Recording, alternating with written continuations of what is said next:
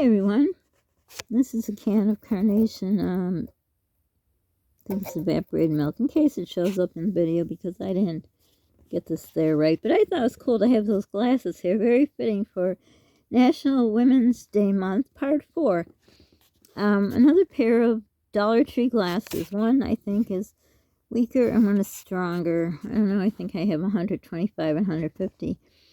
But anyhow, I started thinking about women, how we go through a lot in life, and then, I don't know, all of a sudden, has this happened to you? You wake up and it's like, wow, where did all those years go? What's the saying? The days are long, but the years are short. I think that's really true. I feel it. Because all of a sudden, I feel like I just woke up and like, whew, what happened? And with me, I always enjoyed the busy times because I knew that one day those busy times won't be here.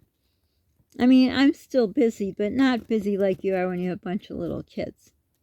And if you put that aside, just growing old, I think for women it's harder than men because, we get bone loss, all kinds of, there's arthritis. Do men get arthritis? I don't know. Because we lose our estrogen. Just all kinds of things, right? And then, I don't know, when you go through that menopause thing, you put on weight. That's the only way I got to gain weight, was going through menopause. But I guess because my genes are the skinny genes, I wasn't able to keep it on. And I was going to tell you about the stomach story. I hope I didn't already tell you this during this month of what I'm talking about now. But when I was a little girl, a couple times we went to Florida with friends of our family. We drove down in 2 cars.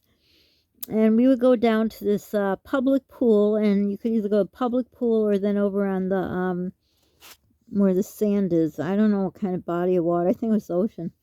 Yeah, it was salt water. But anyhow, we would go and I would see these older women, and not like, when you're young and you think 30 is old. Huh, what were we thinking about? 30 is not old.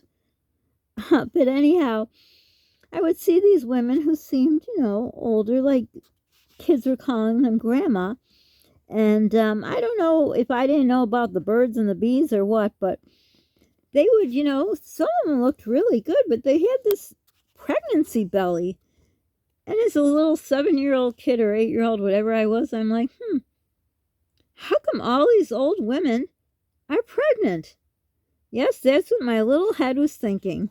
I thought a lot even back then. I think a lot. That's what I am. That's part of me. I'm a thinker. I wouldn't say I overthink, especially nowadays when you have Google. You look some up and you get your answer, right? But I always thought, why do they all have a pregnancy belly?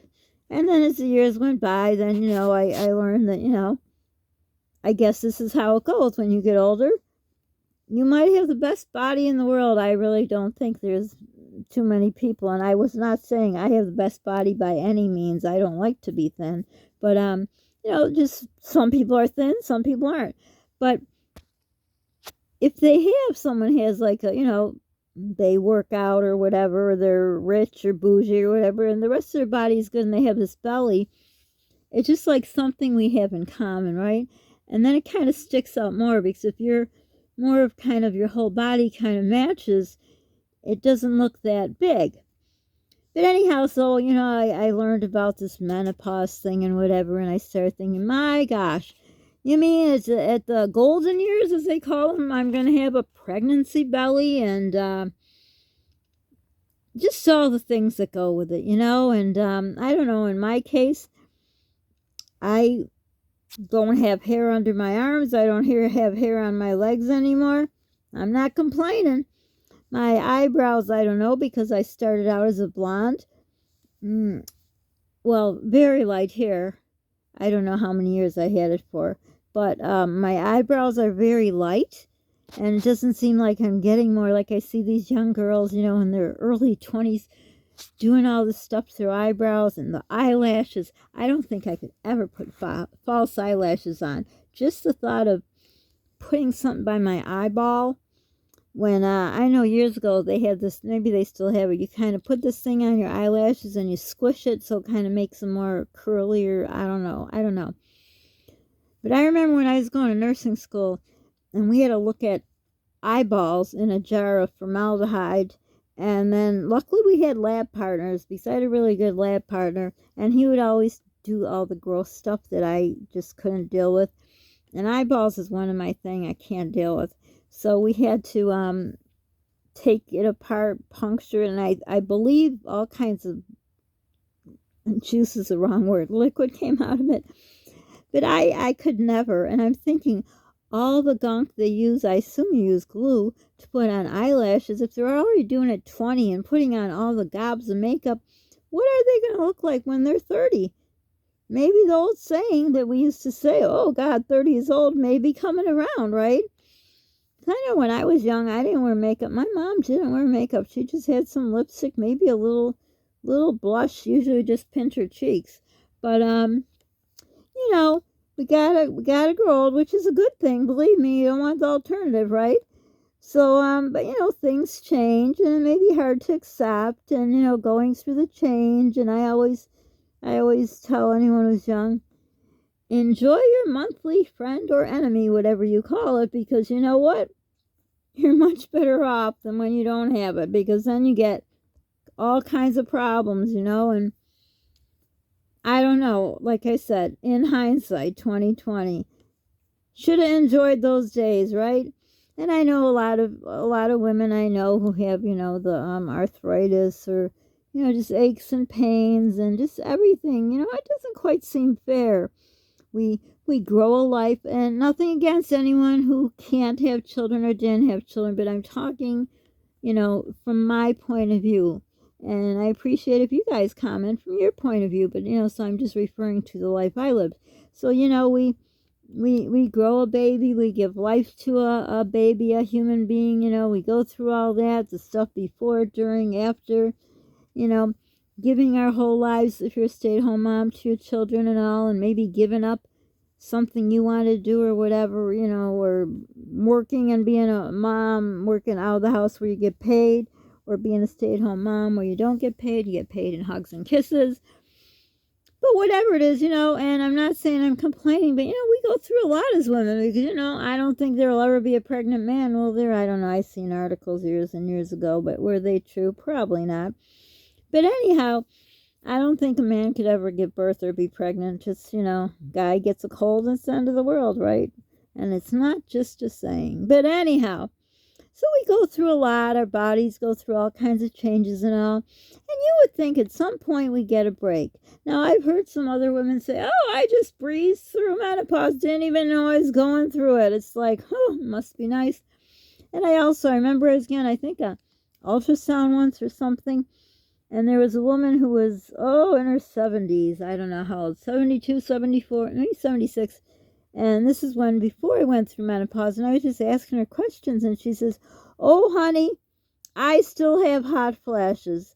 And I'm like, what? She says, oh, nighttime is horrible. I have to keep changing my shirts because they get drenched, and I could drench them out, right? Squeeze them out. I'm like, holy Toledo. But, you know, other people are lucky. I don't know if it's luck or genetics or whatever. This is, again, another one of those things I said. If your mom's still around, ask her questions. Think what questions you want to know. Because I would have liked to ask my mom, or my biological mom, or her sister, my mom, who raised me. Can't ask her now. Wonder what kind of menopause they went through. I mean, I could talk about what I went through and we can share, but I don't know if we can say all this on this channel. You know, I could get really in the nitty gritty, but the point being, you know, just saying men age gracefully, and they seem to. There's more men that look better in gray or white hair than women that I have seen. Again, I'm only speaking from my viewpoint, and men do. Do they get a pregnancy belly? I don't know. There are a lot of men who have bellies, right? I don't know, it just seems like, oh yeah, he's got a beer belly. They call it a beer belly. I don't know, is that really true? Do you get a belly from drinking beer? I don't drink, so I don't know. And I think beer is disgusting. I tasted it once. As I probably talked about, I don't know if I did, in Canada, they would put ginger ale in beer, So when I was old enough, I tried it, and even with the ginger ale, ooh, it was like, I don't know, I called it piss water. I don't know what anybody's pee tastes like, but I don't know. I just said I imagine what pee would taste like, but um they say, oh, man have a beer belly, or, it's always like excusable when, when a woman has a stomach or whatever. But I'm wondering how you all, if you've gone through menopause, or if you have, like I did, I went through menopause the whole year through, heavy, what's very heavy, irregular, all that, and the hot flashes, and I put layer after layer of towels on my bed, and t-shirts, and changing, and the scrunchy hair up, hair down, and all this and everything and whatever. And I happened to have an appointment at my doctor's, and it would have been one day after a year without, my friend or enemy, whatever you would call it. And she's like, congratulations, you are now postmenopausal. I went through it early. I guess they considered early. And then, so I'm like, okay, do we get a medal, a prize, a trophy? I don't know what, shouldn't we get something, a gift card for an ice cream cone? I don't know. I think us women just, if you have children, gave birth, whatever, that's a lot of work on the body. So anyhow, I went home, and the next day, guess what? My enemy showed up again. Oh, yeah, I had to go through another year of menopause. Oh, boy. Well, if I would have known then what I know now, what happened to my life, oh, well, I'll just plead the fifth on that one. But anyhow, I just laugh at it because some things are out of our control, and I was going to do the serenity prayer, but I just thought of it now because I'm looking up where it used to be, where it's not anymore. But that would be a good thing if you're going through menopause, to say the serenity prayer, because there are things that you just can't control, and we don't know this. We don't know what's going to happen. You just ride the waves, so to say. But I'm wondering if anyone feels comfortable to share your menopause experience or anything funny that happened or whatever. Not that mine was funny. I think it was a cruel joke. You're done. The doctor congratulates you, and then I called her, of course, because, if you have any kind of bleeding, you should call your doctor. Just so you know, after you've gone through menopause. And I called, and they're like, huh. And then I know I went in, and they ran some tests, and so they said it looks like that, but it was officially, I was done. But I don't know if I asked, I probably did, knowing me, have you ever had a patient who had this happen? And I think she said no. But, if someone's got to take one for the team, it's me. So I went through the whole crapple all over again. And you know what?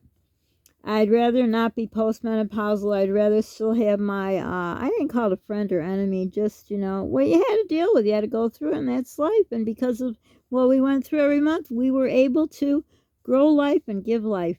And to those who couldn't, had to go through infertility, I am so sorry. I told a lot of stories about, I had a lot of friends that had infertility issues, and I felt really bad. And I even, couldn't even tell them. I thought I felt bad. I felt guilty to tell them when I was pregnant because they had to go through so much. So I hope I don't hurt anyone's feelings. Those are not my intentions, but I'm just talking from my point of view. So if you'd like to share any of your funny menopause stories or anything like that, go right ahead. But for now, I hope you're doing something nice for yourself. Don't forget to be kind to others. Pay it forward if you can. Please subscribe. We're trying to grow our channel. And welcome to the new people. I'm sorry you're coming in, in the last month when I used to be a daily vlogger. I'm not. I'm kind of hit or miss. I'm not making promises right now when I can vlog. But welcome. Please stay. Tell your friends about our channel so we can grow it to 1,000 subs.